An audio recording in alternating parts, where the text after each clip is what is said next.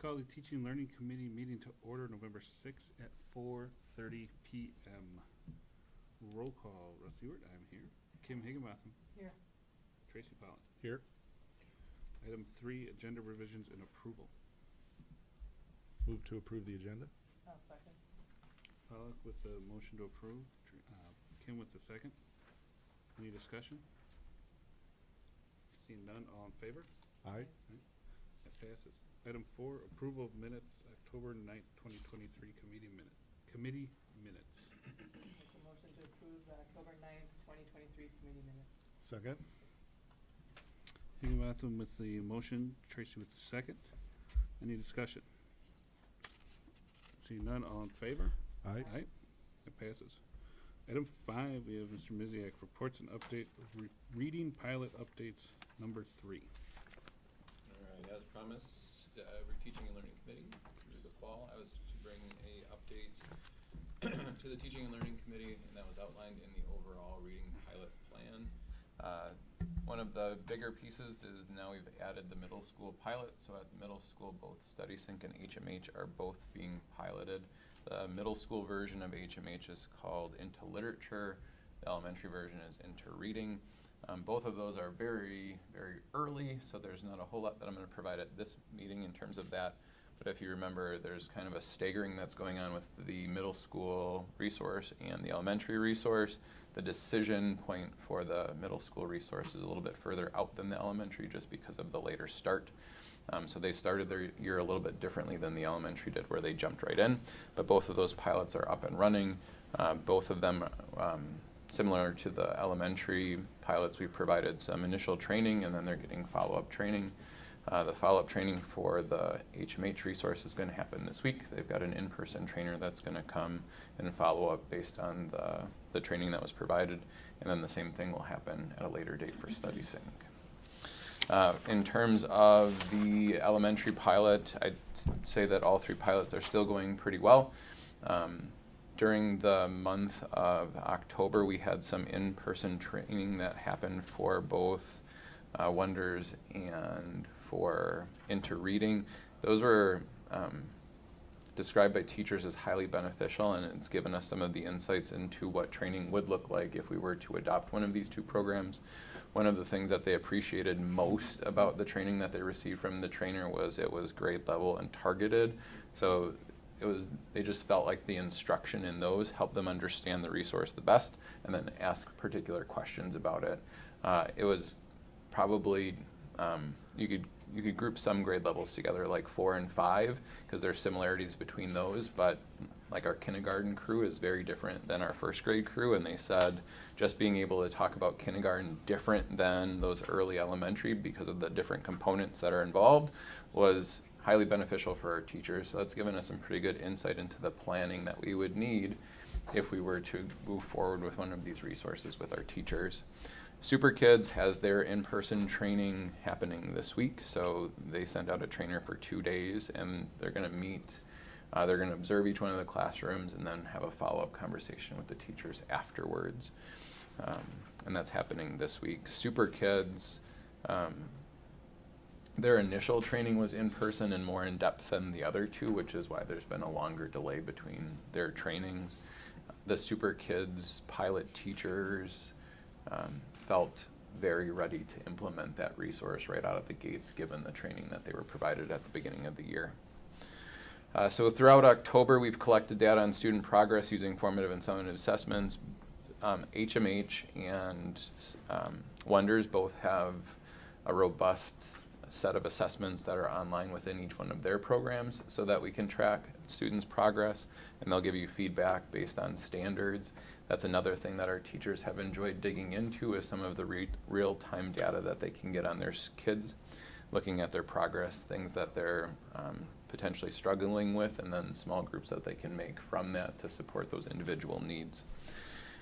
Principals and I have continually met with teachers, so each of our elementary principals have meetings with their pilot teachers to talk to them about what's going well and things that they're potentially struggling with.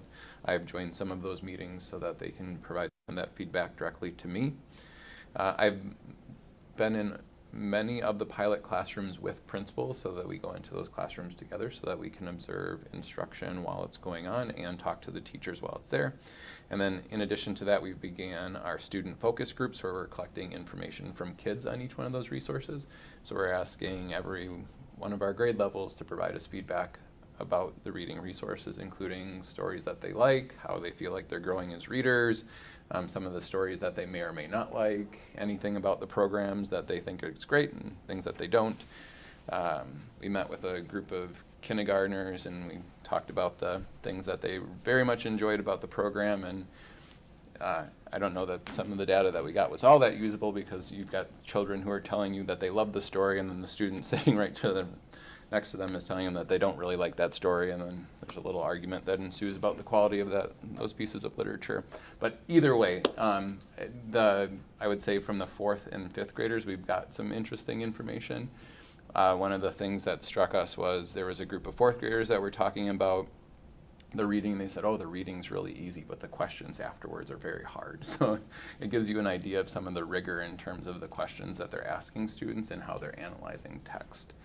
Our teachers also share some of those similar sentiments that they said a lot of the questions that their students are being asked have really raised the level of rigor. And then when they think about some of the components of science of reading and the pace that we used to go with when we talk about phonics instruction, the resources that they have, they said they're moving at a quicker pace, but one of the things that they've noticed is that their kids have been able to keep up. So it gives us another one of those pieces of insight in terms of the rigor of the resources that we're piloting. And then throughout November, the reading review team actually met on November 1st, so that was right when these committee materials went out. So I didn't include any of that information here, but I can in a subsequent update. The reading review team, which is a smaller set of the teachers who are piloting, that's the team that's been a part of this since the beginning. They met and they started to discuss each one of those resources in terms of things that they thought were strengths, things that they thought were potentially, drawbacks to the resource. There are not many for any of them, but some of the things that they may have questions or wondering about that we could reach out to the company so that we could gain some additional information prior to making a decision. So if there are things that we need to seek additional information on, we want that while we're still implementing so that we can make adjustments. And then another thing that they were asked to think about were some of the considerations for implementing any of these resources. One of them in particular, like Super Kids, said it's very important for the smartboard in the classroom to be functioning effectively because there's so much digital product that goes along with that where kids are up and interacting, that usable smartboard is going to be something that's very important for those K-2 teachers. In addition to that, we started talking about the evaluation tool that all the teachers will have in terms of what they're going to look at. They looked at a potential framework for it, so it consists of many of the components that we talked about that were aligned to some of the priorities, and then also the areas aligned to the science of reading. And then we provided some guiding success criteria for each one of those criteria so that each teacher has the ability to say, this resource doesn't meet expectations in terms of it meets the expectations, or in their opinion, it's exceeding it, so that we gather that information from all of the teachers who pilot the resource. During the month of November, survey questions are going to be sent out to our parents. Some of our teachers have received feedback from parents, and then they've shared that with me. There hasn't been any negative feedback that's been shared regarding any of the programs that we've piloted so far. But then this is going to give parents an outlet to share some of the information that they have. So parents are aware that there are resources that are being used in the classroom. Some of the teachers who are on the resource or the review team mentioned during those conversations that we had at our last meeting, they said, yeah, that we had some parents who came in that, at the beginning of the year, they were initially concerned that there was a different resource being used in the classroom, but now that they've seen the resource in use and they've seen the impact that it's had on kids, they've been very pleased with the resources that their kids have been using this year. And the last thing that we'll do, we'll continue the instructional rounds that we've been doing. So I have set up times with each one of the elementaries to go back in and see additional pilot classrooms. And that's what we're doing in November. It's a busy month. No, so the parents that showed some initial concern, did we know what the specific concerns were, or just They didn't, different, so yeah, I that think part of it was just the idea that there was going to be a different, like, their kids were the test group that was using it, and yeah, but I just don't the know. pilot process Yep, itself. yep. Which, understandably, if you think about the teacher's role in this, and I've said this to our teacher team many times, it's a very hard thing to do to pilot a resource because you're doing it sometimes on an island, you're the only one that's doing it, you don't have your normal team around you, you don't have principals who have seen it in action, you don't have a director of teaching and learning who's used the resources or seen it start to finish. So it's a huge undertaking for them to take that resource and implement it with their kids. And our teachers want what's best for kids. So initial worries that they might have is that what they're going to use with them in this pilot is not as good as what they were using before. And for teachers, that's a really big fear that they're going to do something to their students that's not what's best for them. And I don't think that's what our teachers are currently feeling.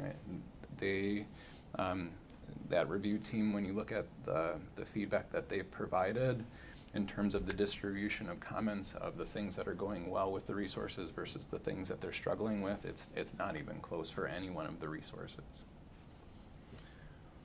Sounds like it might be a difficult process to pick one then at some point. I suppose it's a good Potentially. problem to have. As a side note to this, nothing's been made official yet, but I do think it's important that I make you aware of it as soon as possible. Chris had heard that there's a potential move in the timeline according to the state. I haven't seen anything that's published yet, so I don't know that this is official, but there has been talk that the timeline in which the state will release the resources that have been approved that are aligned to the science of reading may have shifted. So the initial proposals for what was going on that list was due November 1st, and then we would know school district-wise what had been approved by December 1st. I haven't seen any shift to the timeline according to the DPI website that provides the updates, but there is talk that it might move into February. If that's the case, I think the best approach there would be just to extend the pilot. I preemptively reached out to our resources and said, you know, what would it look like to get us there? Some of the pilot materials we have could extend us to that time anyway. Other ones we would need to get a couple of units from the company, but that would put us to the same timeline as the state, because I don't think we want to be in a position where we're making a decision without knowing what the state's going to approve. Yeah, absolutely, right. There's a statewide superintendent's virtual meeting tomorrow, and that is item number 1 on the agenda is Act 20 update. So as I find out information around, I'll share it with Jake and you can share it to the full committee. So if we find ourselves in that position, it sounds like the extension would be fine for the most part, and then a cost occurrence to fill in that gap, or? It would be minimal. For Super Kids, I think we currently have enough of their instructional material to take us to February, so it wouldn't be any change for them. HMH has been providing us with all of their materials free of cost, so there won't be an impact there. Wonders, it would only be buying or potentially buying 1 or 2 more of the student editions, which they kind of work with you and don't necessarily charge you the full amount. They comp a good portion of it and then make you pay a smaller portion. I think to do the entire pilot for all of the grade levels for all of the units that we had were less than $5,000 for sure. So adding 1 of those units would be, and the benefit on our side to know which ones were on that list, I think would be huge. The other thing that it does is it extends us a full, all the way to the normal MAP deadline, so we would have the pre and post for the MAP data. So it gives us a little bit longer window to look at the impact of that instruction. So then moving forward, if that's their deadline, and then we have that information, we're looking to approve something at that point?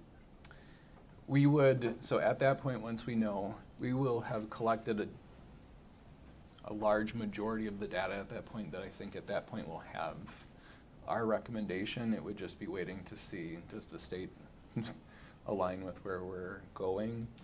And it might be, to Kim's point, we have 3 high-quality resources. Choosing between them may end up being, this one was approved by the state and this one wasn't. I'm thinking, so in February, if this happens, we're looking for an approval, whatever resource it happens to be. We still have two other pilots going on. We're kind of continuing. Are they just going to continue through the school year? So interrupt them with whatever the approved. So that's what we as well had, as the non-pilot. Yep. Right? So we had previously discussed that. So the course of action that I would recommend would be the pilot that we select, we then extend for the rest of the year. So let's say we went with Super Kids for K2, then we would work with Super Kids to continue that pilot for the rest of the year for the teachers that have it. And then any other K2 teachers who are piloters, I would extend the offer to them to complete a Super Kids pilot, so that if they wanted to, knowing that we were moving in that direction, we could bring them on board. The benefit to that is we build internal capacity for our teachers to use it. That way next year when we try to lift it for the entire district, the implementation of it's going to go a little bit smoother, because we'll have teachers at almost every grade level in every building having one person on their team who has gone through a portion of that curriculum. Anyone that's not piloting is just going to course as normal through the rest of the school year. Correct. Whichever resource we do use, obviously they'll stay on track, and the ones we don't use will either be offered to return to the original school resources or A chance we'll to be pilot. transferring over to. Correct. So we will have classes that are mid-semester shifting gears. Correct. It would only be How do the. we feel about that? Yep. Given the positive response to the pilot materials for all 3 resources, I think the shift towards that resource for those teachers is going to be something that's positive. I think that the benefit on the back end of it, having those teachers with the experience with it, and there are front runners who are most interested in the reading materials that we have, building that internal capacity with our teachers so that next year when we implement, I think that will lead to a smoother district-wide implementation of whatever resource we select. It builds in internal coaches on each one of those teams that's being asked to use that resource. Yeah, but so specifically for those teachers that would be asked to shift gears, and then the student outcomes for those classes, how are we feeling about?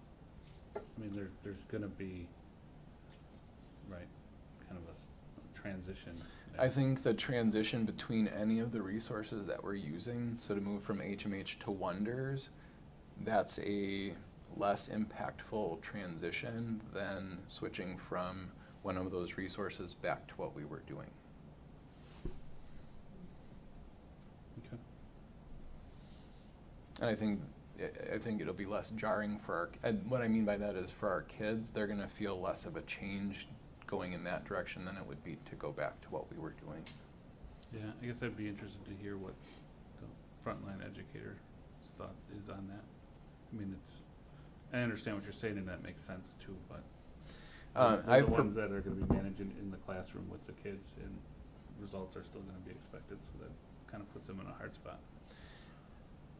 That was something that they've already wondered about and already asked, and I told them, as I told you, that would be I said this is the recommendation that I would make to the Teaching and Learning Committee. I don't think any of them had concerns about that, in that they've seen the other resources in action and can see the pros of the other ones as well. So even if you're asking them to switch, they're seeing their colleagues use it and enjoy it, so. Okay. Thank you. Anyone have anything else?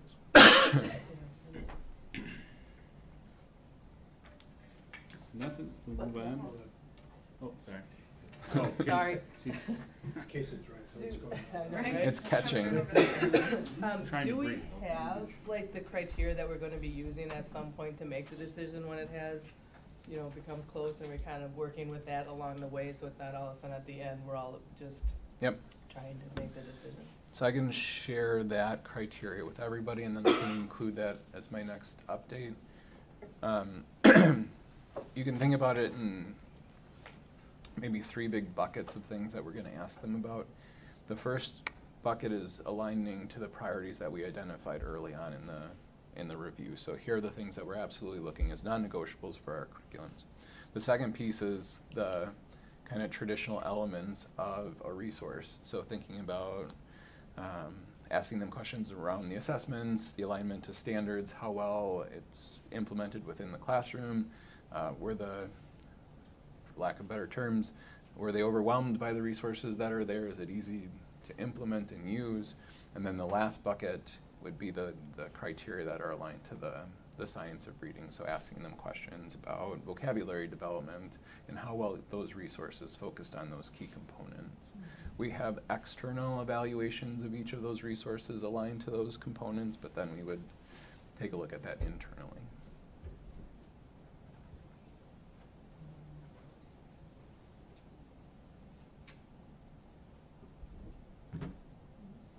Thank you.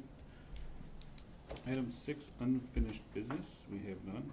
Item 7, new business, Dreambox Learning. All right, so this was an extension of a previous teaching and learning committee. We had talked about, there were some resources we did not move forward with, so then we started to look at what are some potential resources we could use to fill some of the needs that teachers had identified with their students. One of the things that teachers had identified as a need was the ability to differentiate instruction for their students and then extend learning for students who needed something beyond what we had in our curriculum.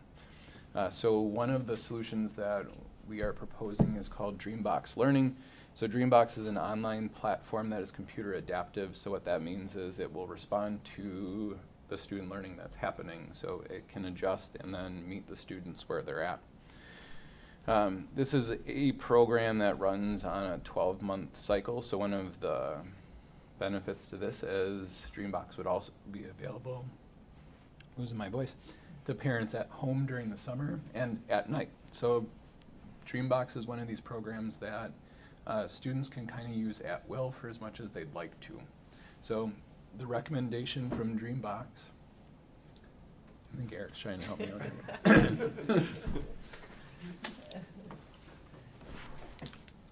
So that other people can hear me. Dreambox has a recommendation for the amount of time that they would want students to use it over the course of the week, which is not an extensive amount of time, and it sort of varies by grade level, but it's around an hour. And then students can choose to use that. Teachers can choose to use it in the classroom as kind of a rotation within centers, so they could ask students to use Dreambox, meet them at their level. They can also use it for concepts that students are struggling with, so they can ask students to work on specific tasks using Dreambox. Currently, the recommendation kind of is for the entire package of Dreambox. So the entire package of Dreambox is $23,625. With the reading resources that we're currently looking at, they contain a lot of online components as well, and some of the adaptive pieces that we're discussing. So one of the things that I would ask the committee to think about is this is 2 things. We could go with the entire package, but the other thing that we could potentially do is just look at the math portion of this. That would be my recommendation, to just move forward with the math part of Dreambox Learning, given that we looked at piloting it, and the cost of piloting it was so expensive that it makes it more advantageous for us just to purchase the resource. So we wanted to put it in the hands of our teachers and see how they used it, but you don't really have that option given the cost proposal that Dreambox gave us. Just using the math for the rest of the year would then give us the opportunity to monitor student usage and teacher usage, as well as its impact on students, so that we could see how much students grow while using Dreambox relative to previous years. And it's one less variable that's introduced, because that would be much harder to track with Readin', given We've got 3 different reading pilots going on, as well as our current reading curriculum. So to understand the impact of Dreambox in that system would be something that would be rather difficult to parse out. I'm fairly good with statistics. I bet I could do it, but it introduces a variable into the mix that I don't know that we necessarily have to explore. Just moving forward with math at this point in time would put us in a position where we could take a look at math utilization by students and then impact.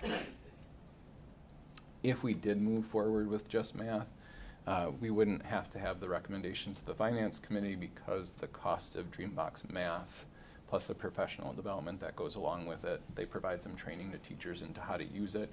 It's minimal, but it's just a front-end training piece for them. The cost of Dreambox math for a year plus the professional development wouldn't exceed the $15,000. Do we know what it is? The cost, $7,600.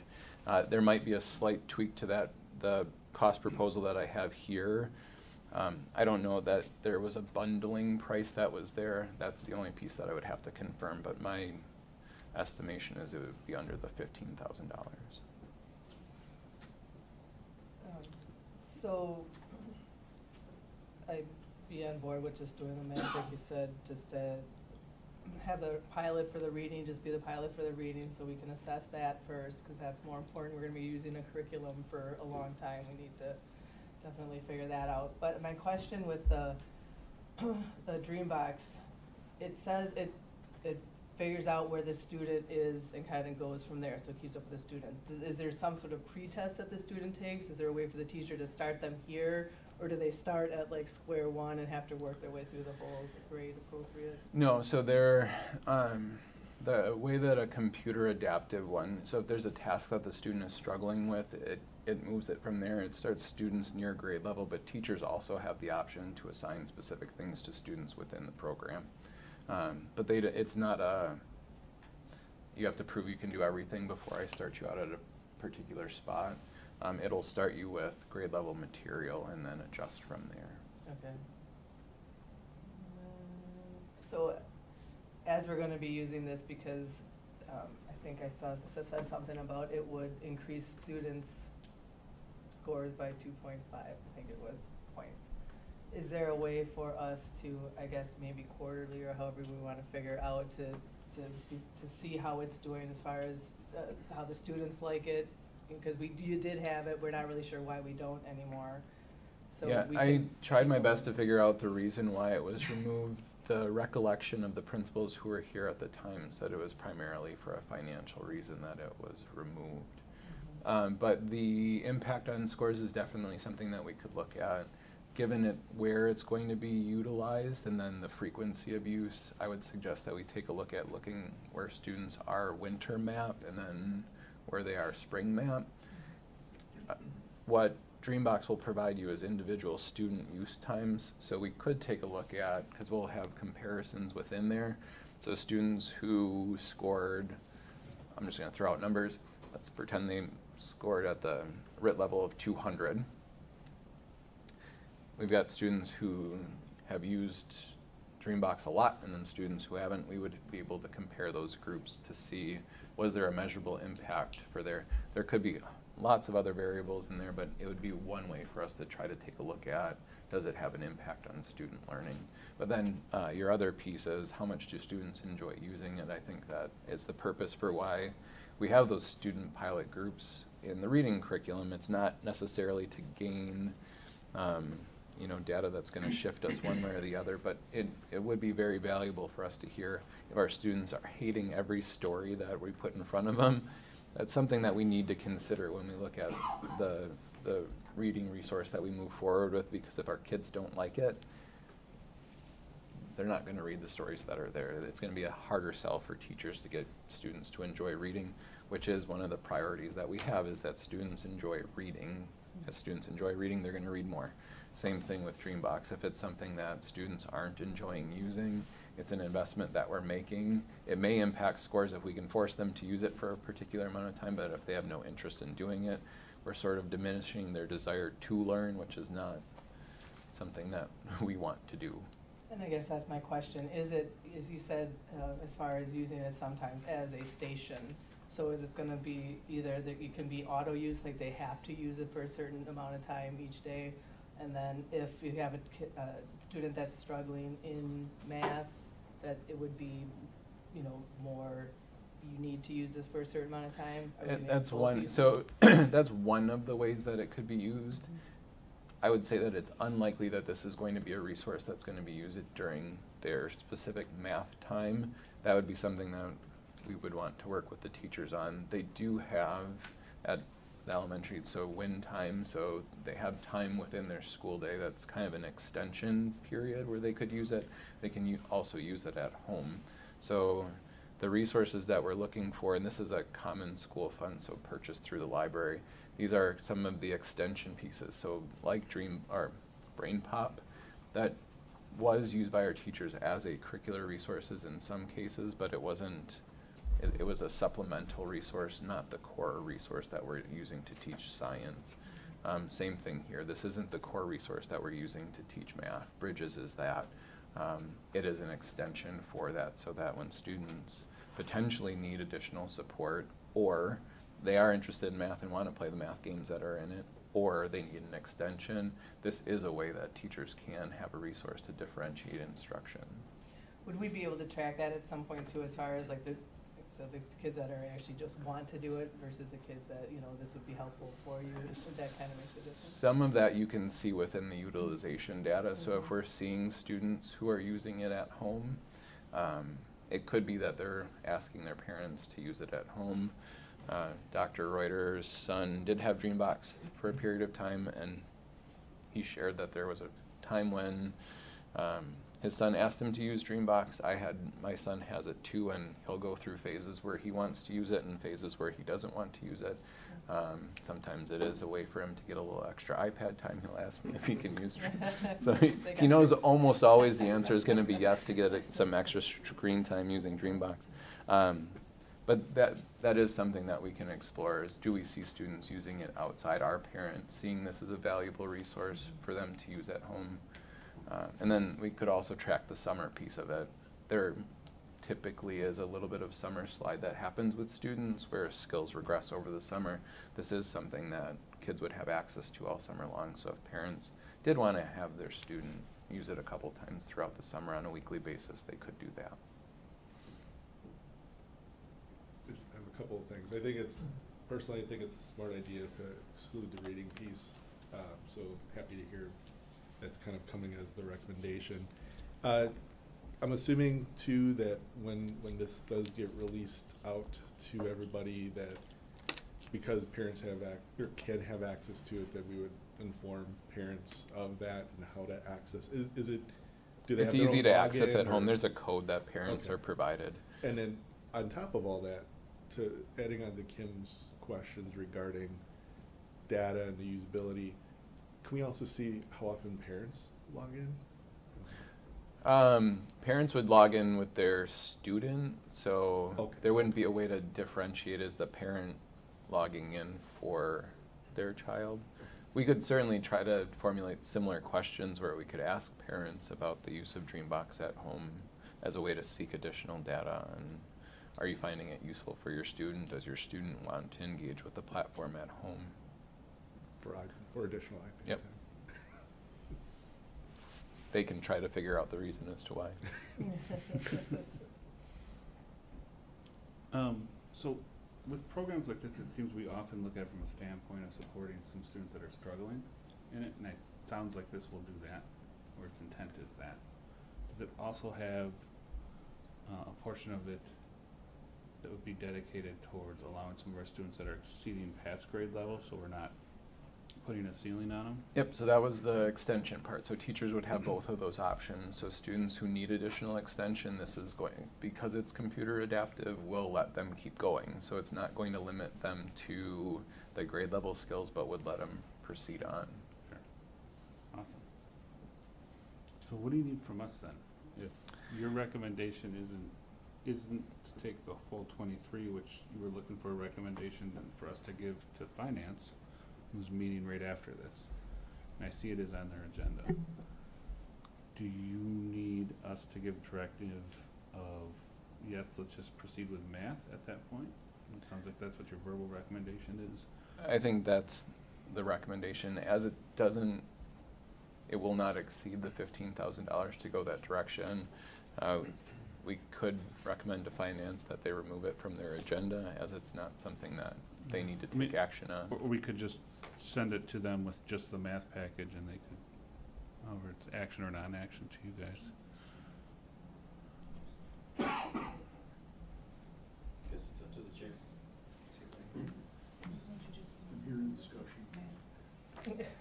I think for the purpose of this, teaching and learning committee, just a positive recommendation to the full board to proceed with Dreambox for math only. And we keep Yeah. the finance Not to- out of it, not to since it's exceed under the- 15,000, and then, You can just say not to exceed the, what's it, 14,000?